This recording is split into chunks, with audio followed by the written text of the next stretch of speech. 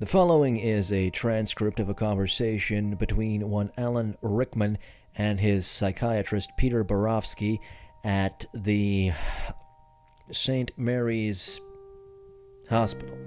I don't really recall all the relevant details, but anyway, my name is not important.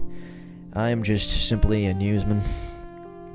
And I stumbled across this very fascinating thing completely by accident. I was on my way to work, and the strangest fellow just dashed past me out the door of the studio. And as he did so, this little tape recorder fell out of his pocket. Before I even had the chance to say anything, he had rounded the corner and gone. I was groggy. I hadn't had my coffee, but I picked it up. Now, after doing a bit of digging, I understood that this has to do with a missing persons case, and as such, it was sensitive, which is why I didn't choose to share it for a while. But having no leads on anybody, the man in question didn't talk to anybody in the building. I guess he had changed his mind. Well, I don't know. I'm submitting this online now, and hopefully somebody can make heads or tails of this. If this is a joke, I don't know. Well, here's the tape. I stared at the line of trees outside the car window. My God. How did I end up here? The position I had applied for had described me as an account manager. That sounded pretty good, considering that as, I guess I could call myself an artist. Primarily, I guess, up till now, in the business of sculpting bullshit. So maybe it wasn't so weird that I got this marketing gig, euphemistically named account manager. What it basically entailed was little more dignified than standing in a big box store. Yeah, actually, that's exactly what it was. We were to stand in a big box store and ask random passersby what kind of cable service they used. I think what I just wanted to say, and excuse me, my sleeping patterns have always been bizarre, so I'm not as sharp as I perhaps should be. But anyway, it's not that far removed from that Liberty Statue insurance salesperson position. You're basically a song and dance, and then you reel people in. You don't tell them about hidden fees. Yeah, I didn't even really find out about that latter part until later, which is one of the reasons, among many, that I decided to leave. Yeah, better to be, I guess,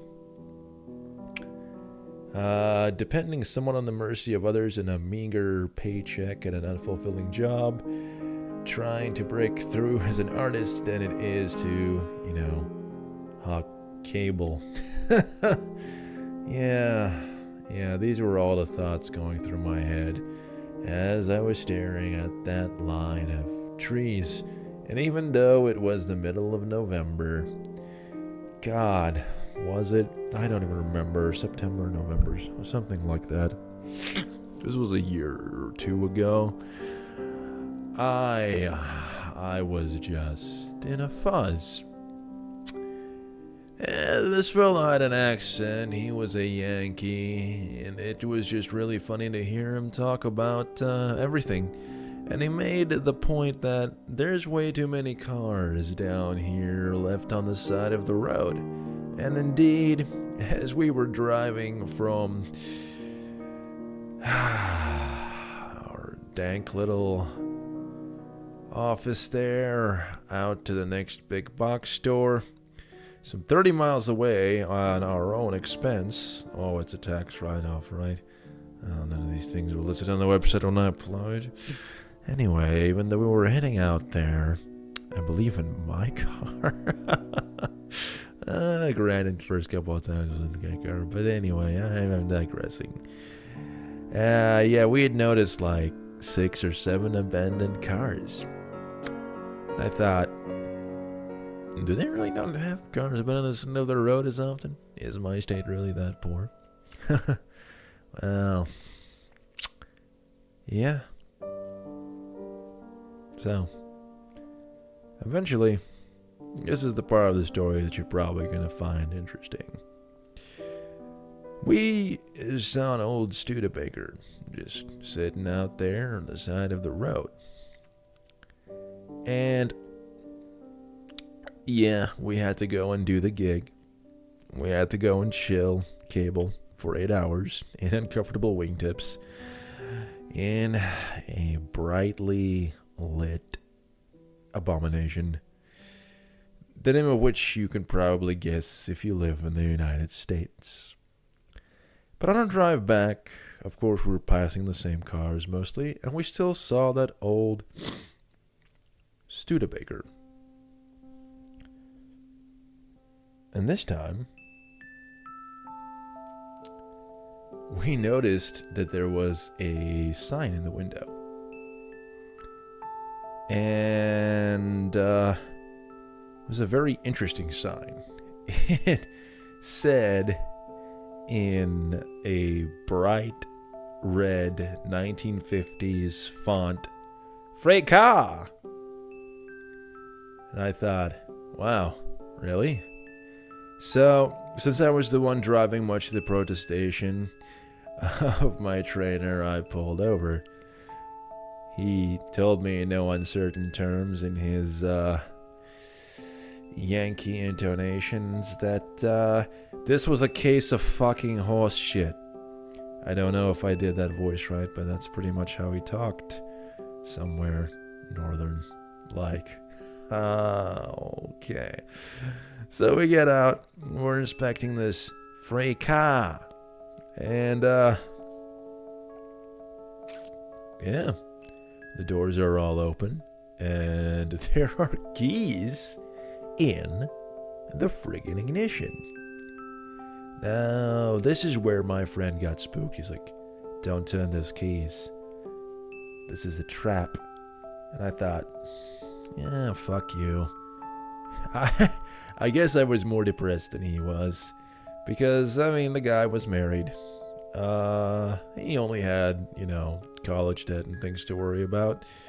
But, I honestly... Not that I was, unhappy with my life. I was just unhappy with the fact that there was very few ways to